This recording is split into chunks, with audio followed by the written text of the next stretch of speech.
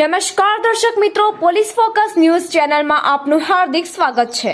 હવે એક નજર આજના મુખ્ય સમાચાર પર। સુરતના સરથાણા નેચર પાર્કમાં રાત્રિની ઠંડીથી પ્રાણીઓને બચાવવા હીટર મુકાયા।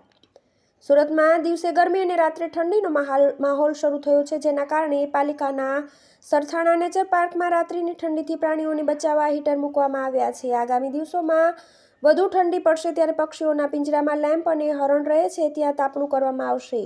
પાલિકાના શ્યામા પ્રસાદ મુખર્જી ઝૂઓલોજિકલ ગાર્ડનમાં પ્રાણીઓને ઠંડીથી રક્ષણ થાય તે માટે આગોતરું આયોજન કરવામાં આવ્યું છે। શહેરમાં વહેલી સવારે અને સાંજે ઠંડીનો ચમકારો અનુભવાઈ રહ્યો છે। આખો દિવસ ઠંડા પવનના સુસવાટા ફૂંકાઈ રહ્યા છે। એવામાં જનજીવન સાથે વન્યજીવનને પણ અસર પહોંચતી હોય છે।